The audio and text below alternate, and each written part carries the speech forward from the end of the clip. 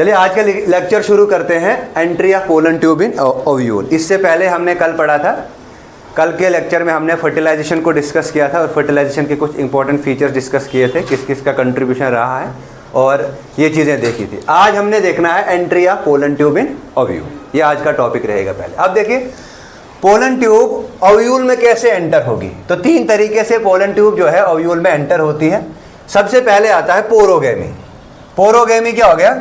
Porogamy, ये मैंने कुछ एम्ब्रियो सैक का स्ट्रक्चर बनाया है। ये मेरे पास एम्ब्रियो सैक है, दिस इज एम्ब्रियो सैक। ये यहाँ पे हमारे पास ये साइनर्जिड सेल्स हैं, ये साइनर्जिड्स की सेल है और ये हमारे पास एग सेल है, ठीक है। ये दो हमारे पास पोलर न्यूक्लियाई है और ये तीन एंटीपोडल सेल्स हैं, एंटीपोडल सेल्स है। अब देखो, अगर ये जो हमारे पास पोलन ट्यूब है, इस पोलन ट्यूब में सबसे आगे वेजिटेटिव न्यूक्लियस है। इस वेजिटेटिव न्यूक्लियस के साथ साथ दो मेल गैमेट्स हैं, दो मेल गैमेट्स हैं।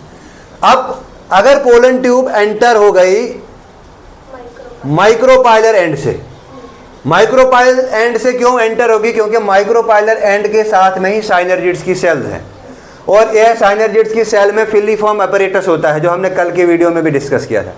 ये जो फिलीफॉर्म अपैरेटस होता है, इस फिलीफॉर्म अपैरेटस में कीमोट्रोपिक सिग्नल जनरेट होता है और कीमोट्रोपिक सिग्नल जो है वो कैल्शियम बोरान आइंस्टोल होता है, ठीक है ना। तो मैंने बताया था कैल्शियम का क्या काम है, बोरान का क्या काम है। कल के वीडियो में एक तो जर्मिनेशन में हेल्प करता है, एक ब्रस्टिंग ऑफ पोलन ग्रेन्स को, पोलन ट्यूब को ब्रस्ट होने से बचाता है। अब एंटर यहाँ से हो गई तो साइनर्जिड्स की सेल है। ये जो हमारे पास ये पोलन ट्यूब का जो ये एपिकल पार्ट है, एपिकल जोन है, ये एंटर हो जाता है साइनर्जिड्स की सेल में। ये आगे हम पढ़ेंगे कैसे एंटर होगा। तो अभी तो हम पढ़ रहे हैं entry of pollen tube in ovule. अगर ओव्यूल में पोलन ट्यूब की एंट्री माइक्रोपाइल से हो गई तो ऐसे कंडीशन को हम कहते हैं पोरोगेमी। अब इन केस ऑफ पोरोगेमी, पोरोगेमी सबसे ज्यादा डाइकॉट्स में और मोनोकॉट्स में पाई जाती है, मतलब ये दोनों में पाई जाती है, डाइकॉट में भी पाई जाती है और मोनोकॉट में भी पाई जाती है।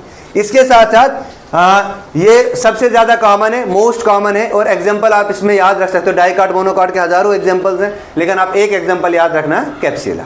कैप्सिला is the most common species. अच्छा, दूसरा, अब यही सेम स्ट्रक्चर मैंने यहाँ पे ड्रा किया है।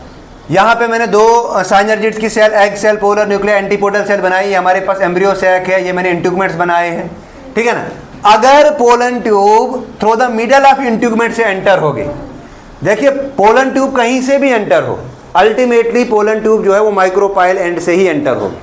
चाहे आप उसको इंट्यूगमेंट से एंटर कराओ, चाहे आप उसको चलेजल एंड से एंटर कराओ, यहाँ अगर माइक्रोपाइलर एंड से हो गए तो वो तो ठीक बात है। लेकिन अगर पोलन ट्यूब एंटर हुई इंट्यूगमेंट से या मिडल ऑफ द इंट्यूगमेंट से अगर एंटर हुई तो इस कंडीशन को हम कहते हैं मीजोगेमी। कंडीशन को कहते हैं मीजोगेमी। और मीजोगेमी कंडीशन जो है ये कुकर बीटा में देखने को मिलती है, पंपकिन वगैरह में भी ये देखने को मिलती है। Now the third one is that is chalazogamy. अब देखिए इन केस ऑफ चलेजोगेमी, अब चलेजल एंड पे एंटीपोडल सेल्स है, तो एंटीपोडल सेल्स कोई सिग्नल वगैरह जनरेट नहीं करेंगी। सेल रेस्पॉन्सिबल कौन सी है? साइनर्जिड्स की सेल एग से रेस्पॉन्सिबल है। साइनर्जिड्स की सेल पे वो पोलन ट्यूब का जो एपिकल पार्ट है वो ब्रस्ट हो जाएगा, है ना। ये हमने आगे पढ़ना है। ब्रस्ट होने के बाद क्या होगा कि ये रिलीज करेगा यहाँ पे दो मेल गैमेट्स और एक वेजिटेटिव न्यूक्लियस। फिर वेजिटेटिव न्यूक्लियस कहाँ चले जाएगा? एग सेल के साथ फ्यूज होगा, है ना। अब यहाँ पे चलेजोगेमी में क्या होगा? चलेजोगेमी में जब पोलन ट्यूब एंटर करेगी चलेजल एंड से, चलेजल एंड से आएगी घूम के इंट्यूगमेंट के बीच में से, इंट्यूगमेंट के बीच में से आएगी और माइक्रोपाइल वाले एंड से एंटर होगी, ठीक है ना। तो ये थे तीन तरीके जिससे हम पोलन ट्यूब को एंटर करते हैं ओव्यूल में, ठीक है ना ये चीज। अब देखिए नेक्स्ट आता है हमारा कि ये जो एंट्री है पोलन ट्यूब की, ये एम्ब्रियो सैक में कैसे होती है, ये चीज समझने वाली बात है। अब देखिए एक सब टॉपिक है आपके सिलेबस में, that is pollen pistol interaction. तो आधा वो यहाँ पे आपको समझ में आएगा क्या है। देखिए ये मैंने एम्ब्रियो सैक बनाया है, this is the structure of embryo sac. इस एम्ब्रियो सैक में ये हमारे पास एंटीपोडल सेल है, ये काम के नहीं है, ठीक है ना। ये दो सेल हमारे काम के हैं, they are known as polar nuclear. और हमारे लिए काम की जो सेल है that is this one, this is egg cell. ये एग सेल एक काम के और ये पोलर न्यूक्लियस हमारे काम के, या पोलर सेल भी कह सकते हैं। अब देखिए यहाँ पे ये जो साइनर्जिड्स की सेल है, इन साइनर्जिड की सेल में जिब्रेलिक एसिड 3 की मात्रा बढ़ जाती है, जिब्रेलिक एसिड 3 की कंसंट्रेशन बढ़ जाती है, ठीक है ना। क्या क्या कैसे बढ़ती है? जब पोलन ट्यूब एंटर हो जाती है तो यहाँ पे पोलन पिस्टल इंटरेक्शन होता है, पोलन पिस्टल इंटरेक्शन की वजह से जिब्रेलिक एसिड 3 की कंसंट्रेशन बढ़ जाती है और ये ब्रस्ट हो जाती है। कौन? साइनर्जिड की सेल ब्रस्ट हो जाती है। जब साइनर्जिड की सेल फट गई, साथ साथ में ये जो हमारे पास पोलन ट्यूब का जो एपिकल वाला पार्ट है ये भी ब्रस्ट हो जाएगा। जब ये ब्रस्ट हो गया तो वेजिटेटिव न्यूक्लियस भी यहाँ पे आ जाएगा साइनर्जिड्स की सेल में, और साथ साथ में मेल गैमीट्स भी यहाँ पे आ जाएंगे। क्लियर है ये चीज?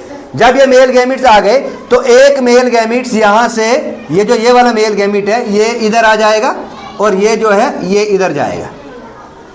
क्लियर है ये चीज?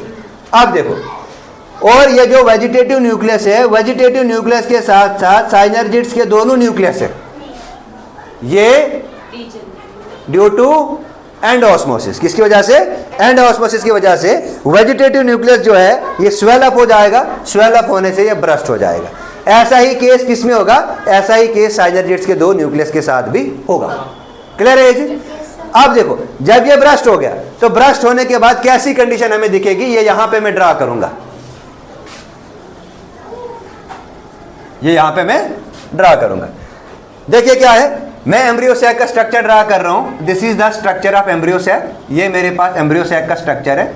इस एम्ब्रियो सैक में ये हमारे पास दो साइनर्जिड्स की सेल आ गई, ये हमारे पास एक एंटीपोडल ये एग सेल आ गई, ठीक है। यहां पर दो हमारे पास पोलर न्यूक्लियाई है और ये 3 यहां पे एंटीपोडल सेल है। This is the structure of embryo sac. अब यहां पे क्या हो रहा है, एक मेल गैमीट जो है वो यहां पर फ्यूज करेगा, ठीक है ना। जब ये फ्यूज करेगा तो ये बनाएगा जाइगोट। क्या बनाएगा? जाइगोट। जाइगोट का प्लॉइडी लेवल डिप्लॉइड है। क्या है? डिप्लॉइड। ये जाइगोट की हो जाएगी फर्दर डेवलपमेंट, इसकी क्या हो जाएगी? फर्दर डेवलपमेंट हो जाएगी और ये बनाता है एम्ब्रियो, ठीक है ना। अब देखिए, एम्ब्रियो जब बनाएगा तो एम्ब्रियो को यहाँ बेबी प्लांट बोलते हैं, ठीक है ना। अब देखो, जो दूसरा मेल न्यूक्लियस है वो यहां पर फ्यूज होगा, ठीक है ना।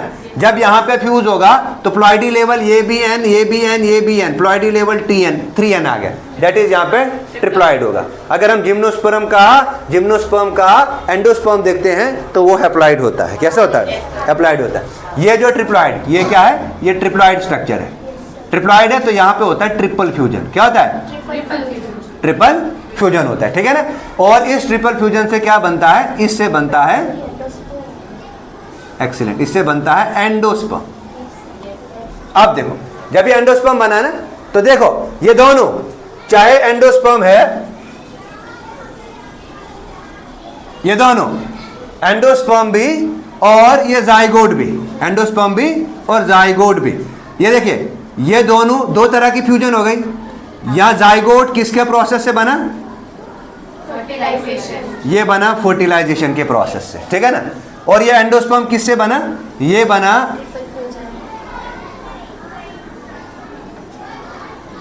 ट्रिपल फ्यूजन के प्रोसेस से।